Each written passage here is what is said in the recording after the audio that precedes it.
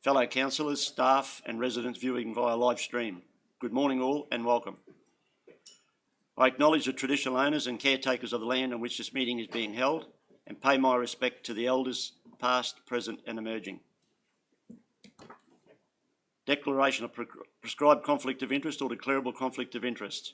Please use this opportunity to make public any prescribed conflict of interest or declarable conflict of interest in respect of the items in the agenda. Councillors should use this opportunity to disclose and or comment on other councillors and or staff interests in accordance with the Act and the regulations. Any conflicts to declare, councillors? That's a no, okay. Any apologies? No apologies. We now move on to major projects. Item 1, 1.1, Port Hinchinbrook Sewerage, and I'll ask the CEO to do an introduction and then hand over to Mr Bradford to present his report. Thank you very much, Mr Mayor. And with your permission, Mr Mayor, there are a couple of additional comments that should be made in respect of this report before it's presented. Some of this information has only become available late last night and very early this morning. The first advice I can provide is that I had a telephone call late last night from Mr Demetto, MP, member for Hinchinbrook, who advised me that he had been advised that the offer of funding from the federal government has been executed and that advice will be given to the state government today, formally that money will flow. I've had a phone call from a representative from the state government quite early this morning who confirmed that that is the case. Having said that, the recommendation before you still bears the condition that the recommendation is subject to the provision of anticipated funding. That will not be removed from the recommendation for the sake of propriety, because we're working on parole advice here rather than written advice. So, but we do have a very, very high level of confidence that we'll have that written advice quite soon, possibly even today. I have a council officer monitoring my emails, and if it occurs while this meeting is happening, then I'll immediately provide that information to council. The second issue is that the map attached to the report does require modification. It's in there for indicative purposes only for the sake of transparency. Both the state government and council officers are aware that it requires modification, which is the reason why we have entered into the recommendation parentheses at point, we had 2.1s. At point 1, we have a parentheses subject to possible modification of the attached plan, end parentheses. The word possible could probably be removed. It will be modified. There's no possible about it. I take the opportunity, Mr Mayor, to give credit to all of council staff who have been working diligently for some years now towards a resolution of the dilemma at Port Hinchinbrook. And I apologise if that's an incorrect word, but it has been problematic for this council and for the residents of Port Hinchinbrook. In particular, I single out Mr Bradford, who, Young Manager of the Year, Mr Bradford, who has championed this particular report. I also recognise Mr Goodman, who's gone well and truly above and beyond the call of duty to assist with development of council's plan in respect of, excuse me, provision of infrastructure, and to Mr Jeffrey Smart. I'd ask Mr Goodman, should I add to that list or is that sufficient?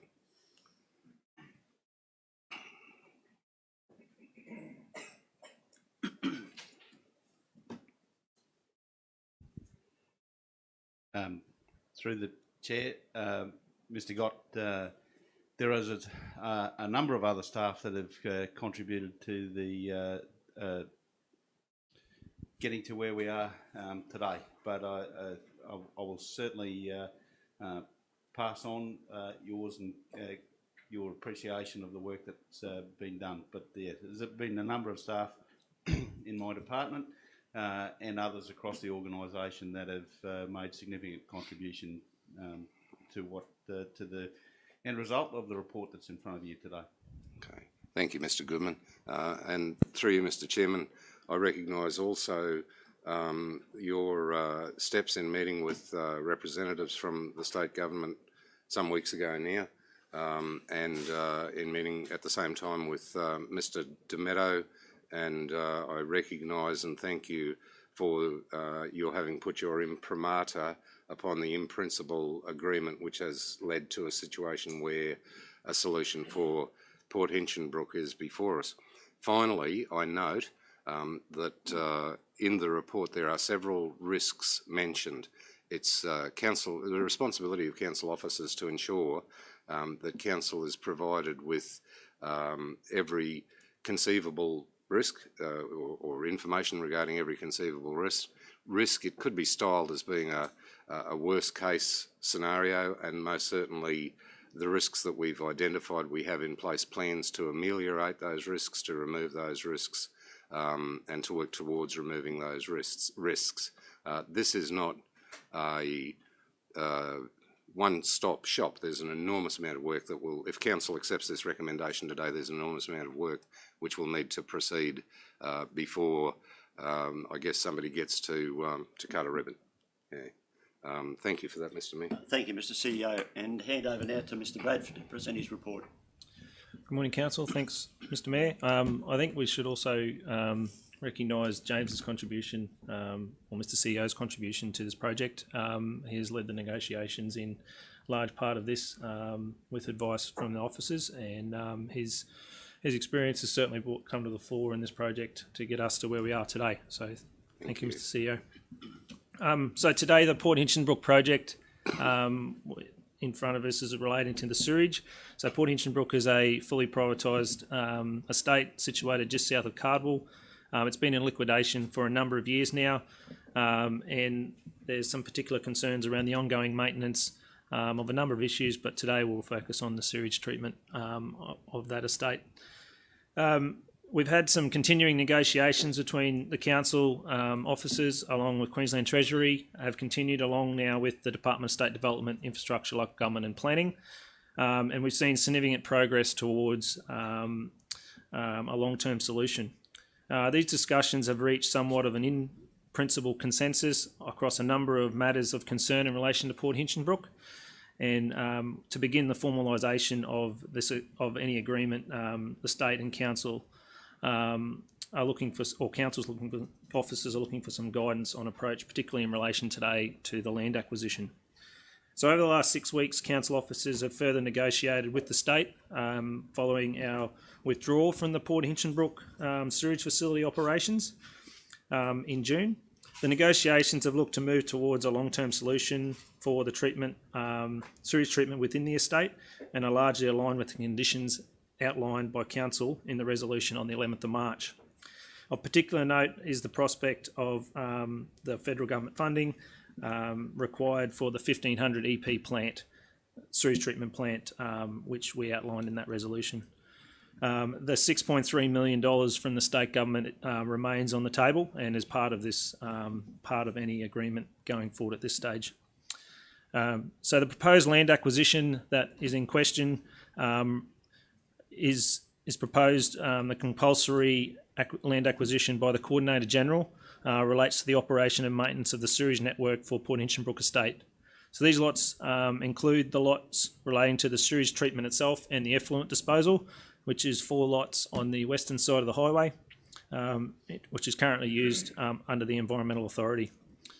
The remaining lots that are listed in the report relate to the sewage network infrastructure within the estate itself, and this network infrastructure also contains other assets such as roads, water mains, the sewage mains, pump stations for the sewage, and stormwater and assets. The compulsory acquisition process, there's a couple of options available to council in this situation.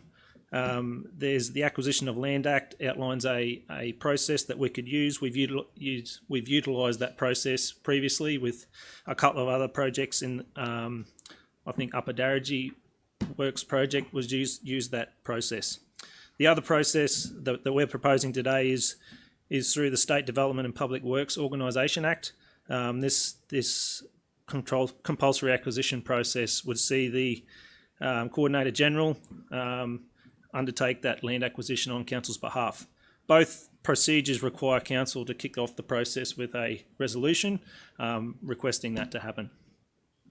The alternative process is through the State Development and Public Works Organisation Act. Tends to be a lot more efficient and quicker process than the Acquisition of Land Act. Because this is for the purposes of a local government essential service, we can utilise that act in this case. So just wanted to point out some of the risks associated with this. They're not terribly different from where the risks that we had at the 11th of March. However, what has significantly changed is the consequence and the likelihood of those risks has been reduced in a lot of cases. So a particular discussion today is the potential lack of capacity of property owners to pay for the sewage service. In March, there was a possibility that they could have to fund the additional capital component. It's still subject to fully funded in line with that resolution, which would see that additional capital component being funded by the federal government, which would reduce that risk severely. The environmental compliance issues relating to the sewage treatment. Council's been operating the treatment plant in its current state, were within the guidelines of that environmental authority. The result of that would be that we feel we could continue to do that if we were to pick it up again with the funding and the agreement in place until the new sewage treatment plant would be built. The risks of the substantial capital outlay relating to the 1500 EP plant in the future, with the negotiations now moved to a 1500 EP plant as opposed to the 500 EP it was previously. A lot of those risks have now been alleviated as well because the funding for the 1500 EP is funded through this, would be funded through any agreement that we're negotiating currently.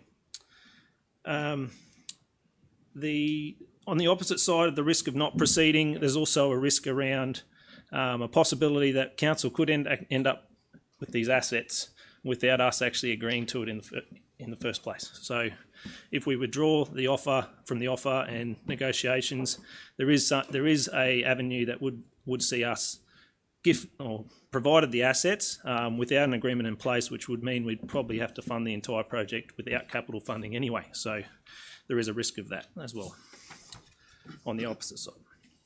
So the recommendation before council today is that council, subject to the provisions of the anticipated funding from the federal government, supports the proposal for the compulsory acquisition of the lots in the Port Hinchinbrook estate relating to the sewage treatment plant and its associated assets located within the attachment.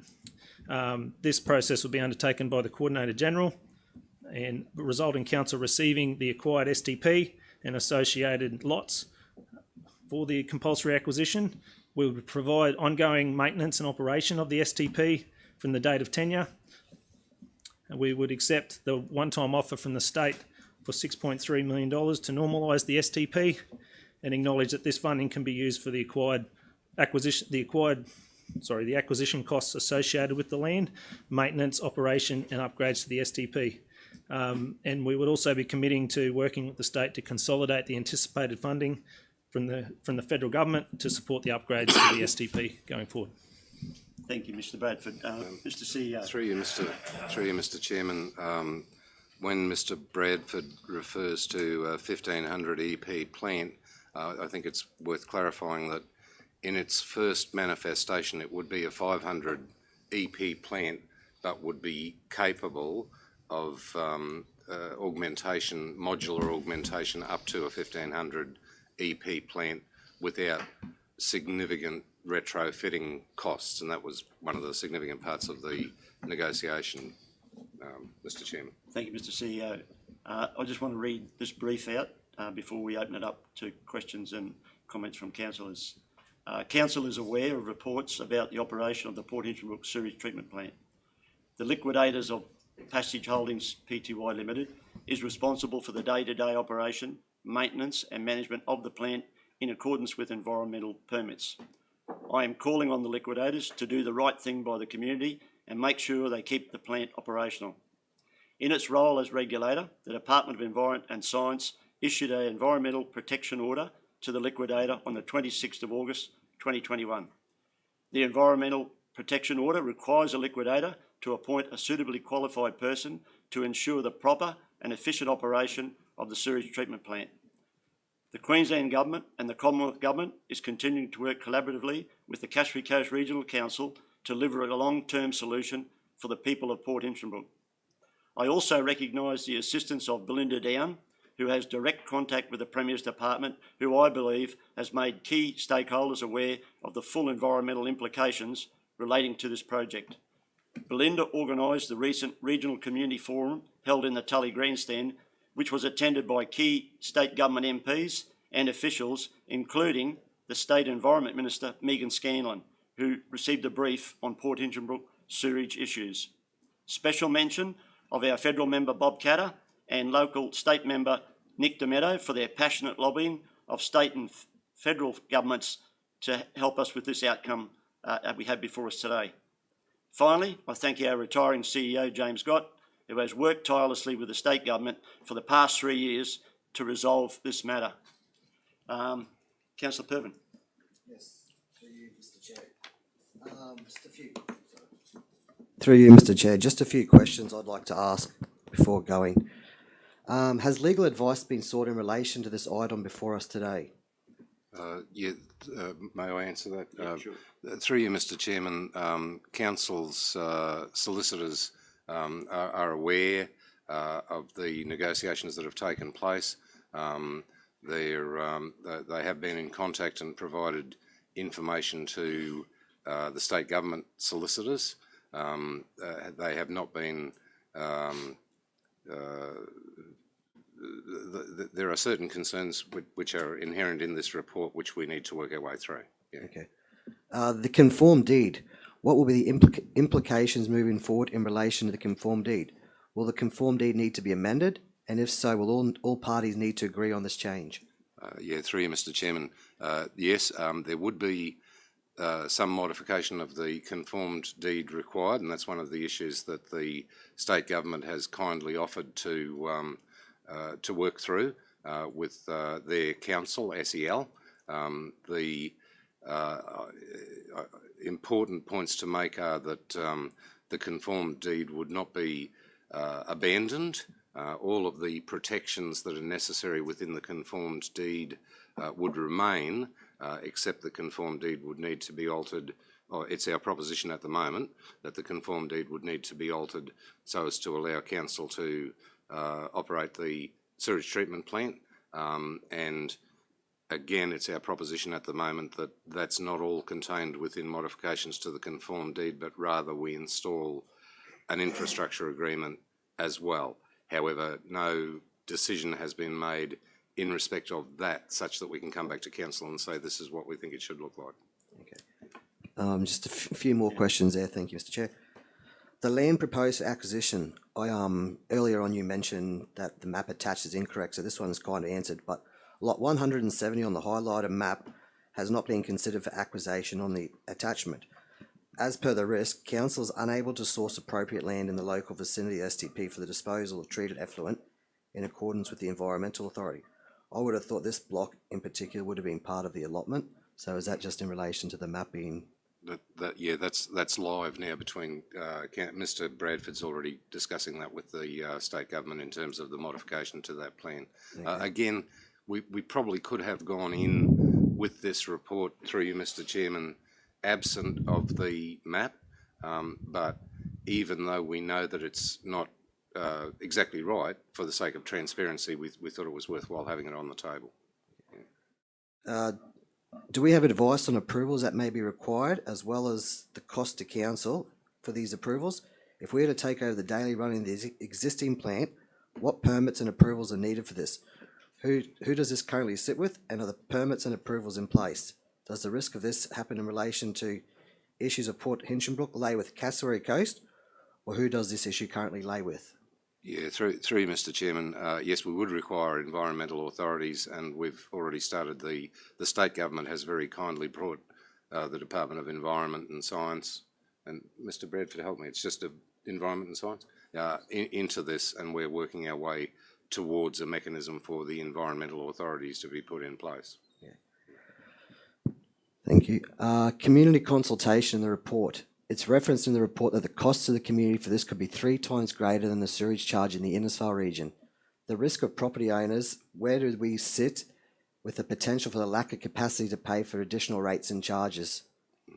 Yeah, through you, Mr. Chairman, we do recognise that at first, and Mr. Bradford mentioned this previously, we've already, by virtue of receiving the federal funding as we understand it, the rate impact is already significantly reduced by some $1,500 per annum in the first 10 years. It would otherwise have been $4,500.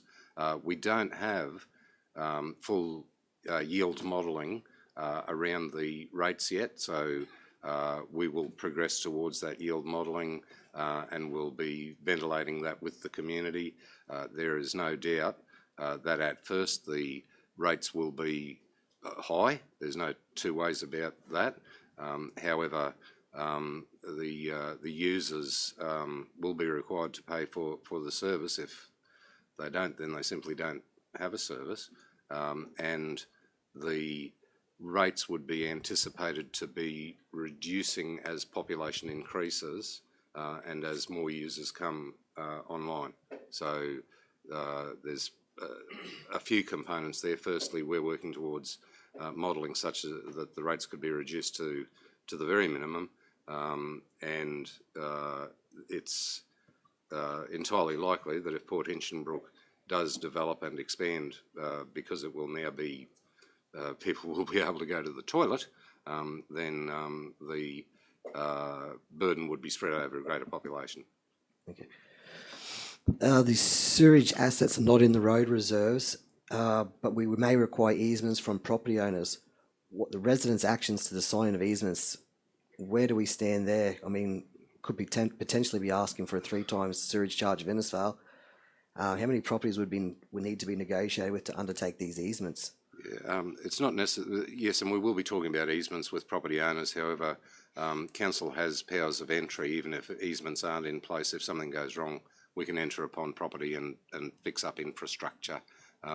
It's not uncommon for people to have sewage pipes going through their yards, not under an easement, and if council needs to, it can enter upon those properties and provide works.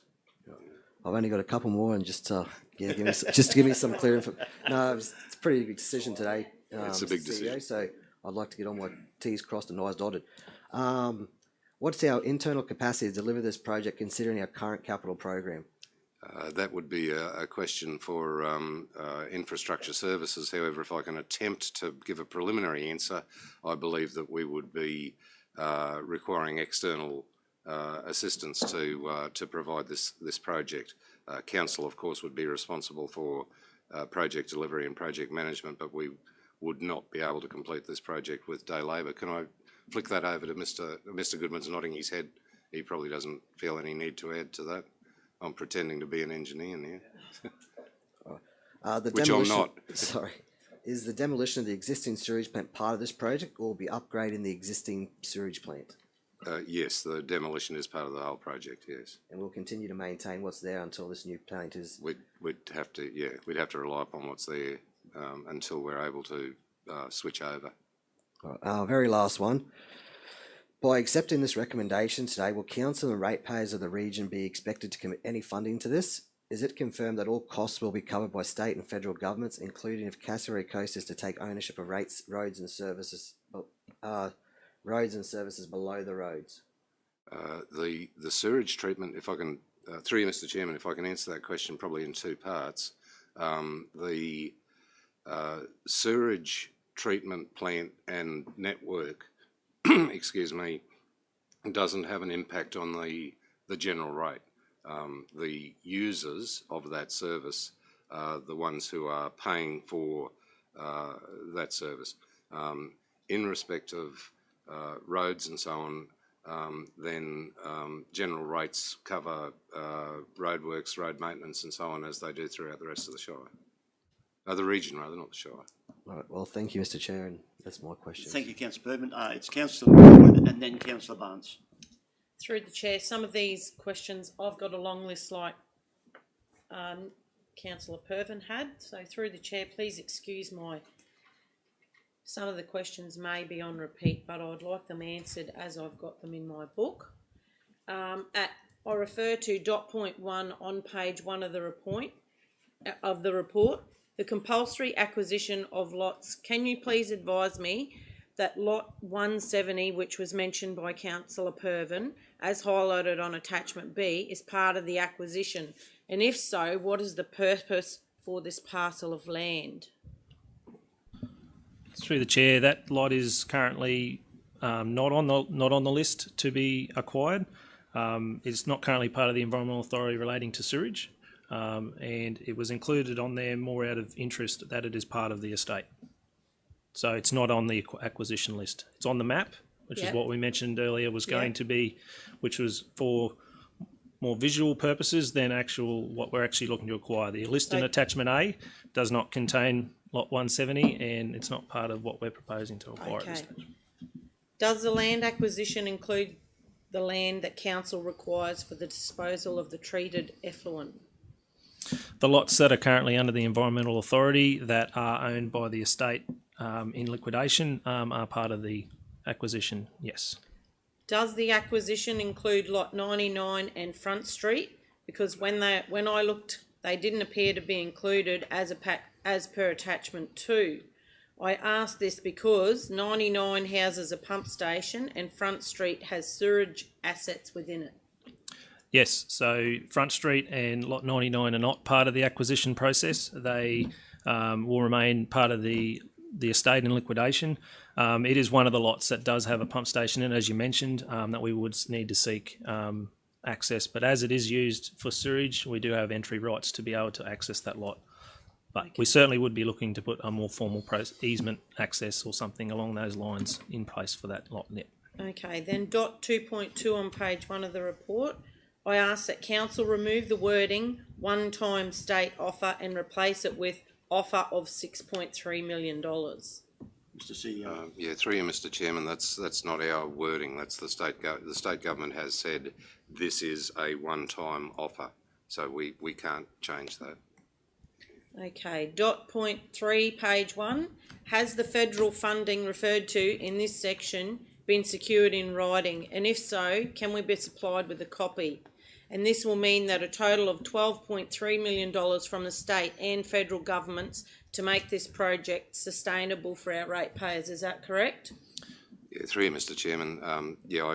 This is what I mentioned before Mr Bradford introduced the report. Had advice from Mr Demetto quite late last night that it will be provided in writing today, but no, I don't have it yet. And I've also had guidance from an officer from the state government this morning to confirm Mr Demetto's advice. The microsecond that I have it in writing, I'll provide it to all councillors.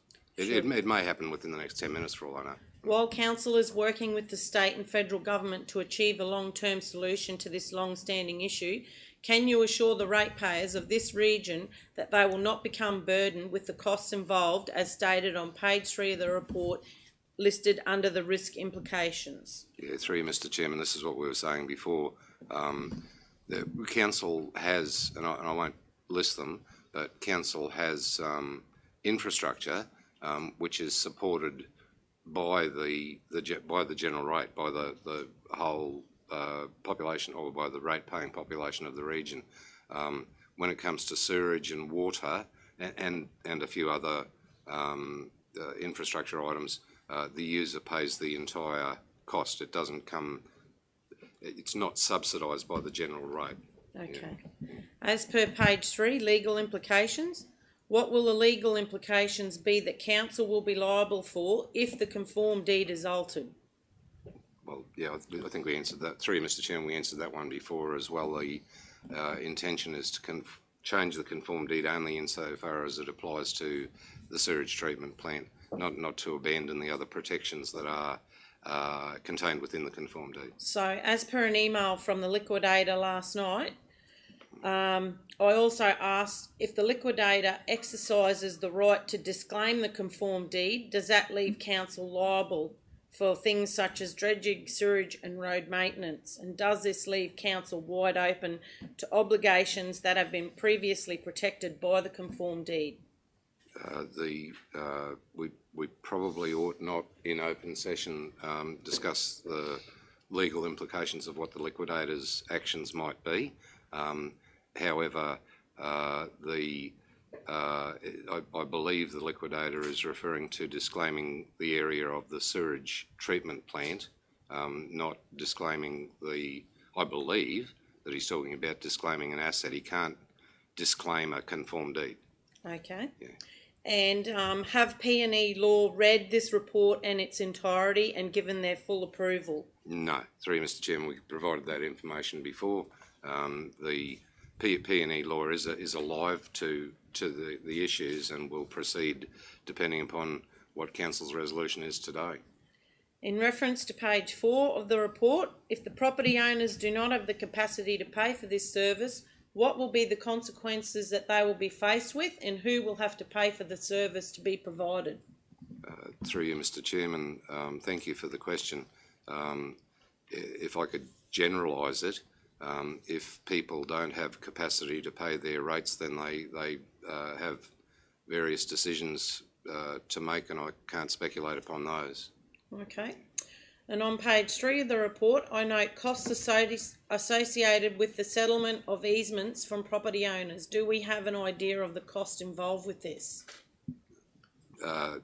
We don't believe it to be a substantial. Getting an easement in place does not generally provide a substantial cost. So is that covered under the money that we would be seeking? Yeah, and we would be using, through you, Mr. Chairman, and we would be using the money to achieve that purpose. That's actually inherent in one of the elements of the recommendation. That's my questions, thank you. Yeah. Thank you, Councillor Millwood. Councillor Barnes. Good, thank you very much, Mr. Mayor. I'd like to first of all thank all those involved from the Katter Party, their CEO, staff and fellow councillors for getting to this stage.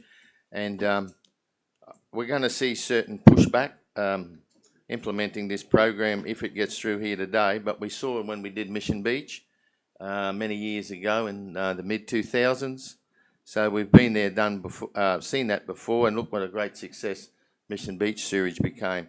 You know, these people, they need to be able to go to the toilet where they live.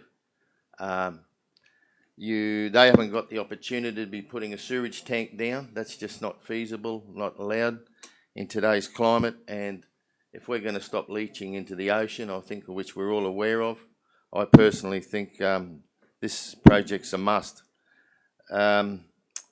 Other councils will grab this money if we don't. With COVID, there's not so much money around like there was years ago. So they'll quite easily put their hand out and go and spend it on one of their own projects if we don't. And I think this project's just another step on moving our region forward without loading our budget or affecting other ratepayers. So, Mr. Mayor, if it's all right by you, is it too early to move that motion? Or we got more questions? You can move it. I'd like to move that motion, Okay, you Mr. move Mayor. it. I'll ask for a seconder. Seconded by Councillor Baines. But I am going to open it up for every council to have an opportunity. Thank you. Councillor Chewy.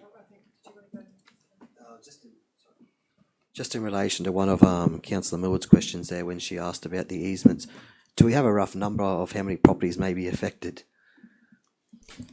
There's certainly that lot 99 that Councillor Millwood referred to. There's also another couple of private houses that have some sewage, like pump stations on them as well. So there's probably 2. There is some easements in place for some pump stations on private land already. So it's not all of them. There is a couple though. I believe there's 2. Yeah. Oh, I think Councillor Pervin was, you're right, Councillor Millwood. So, through the chair, after thoroughly reading through the report, I cannot find a time frame in which this decision must be made. So I ask for this matter to be deferred until council receives further consultation from P&E Law in order to fully understand the legal implications and liabilities that will affect our ratepayers, given the intention to make amendments to the conform deed. I'll respond to that one. We do have a time frame, and there was a unanimous vote on the books from a couple of weeks ago where the in-principle agreement and the 30-day action plan that was proposed by the state government was endorsed by every councillor. That's the time frame, and the reason for the special meeting today was at the request of the state government to bring this to the table for a decision. So there is a time frame, and you voted for it. It's called the 30-day action plan. Yep, so when does the 30 days finish? Well, we'll see what happens with the motion today. That could be it. It's in place. So when is the 30 days from the beginning of the action plan? I'm saying it could be today, depending on the decision on this motion. Councillor Baines. Just a point of order, Mr Mayor. There's a motion on the table. There is. And I wasn't going to accept the deferral because we've got to move in a seconder. I'm giving every council an opportunity to speak. Anybody else want to speak or make a comment? Councillor. Thank you, Mr Mayor. Just, you've previously referred to money that previous council received for Cardwell and was and you as a council refused that. Could you just confirm what the difference between that amount of money and its purpose was compared to this? Please, thank you. Certainly. I was on the council at the time, and it was a state grant of 15.2 million. It was for sewering of the whole of Cardwell, but the total cost of that project was around 38 million. A lot of it was in relation to the large pipeline that was expected as part of the project to run out into the Hinchinbrook Channel. And at the end of the day, the council decided to have a community meeting. The feedback at that community meeting in Cardwell was very strong, that they didn't want to accept that grant, and the Mayor, Shannon, handed the 15.2 million back. The difference with this proposal is this is about Port Hinchinbrook standalone. This is about overflows that are threatening the reef and public health. This is about an offer where we've already put ratepayer money into addressing the overflows. The state government funded it for 18 months, starting in 2018. When that funding ran out, we contributed as ratepayers 130,000 approximately until we cut off that service. And it wasn't long after that state government officials started circling, and I've mentioned the Environment Minister visiting Tully for the forum, and I know one of our directors had a one-on-one opportunity to present the real threat to the reef with that plan. It wasn't long after that CEO James and I were called to Cairns to meet with Treasury, the Department of State Development, and local member Nick Demetto, and the package was put on the table. We was asked to support an in-principle agreement. CEO and I gave that commitment.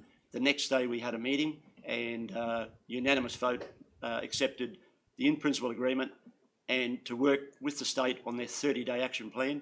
And as I mentioned earlier to Councillor Millwood, depending on the vote today, this could be the 30th day in that 30-day action plan.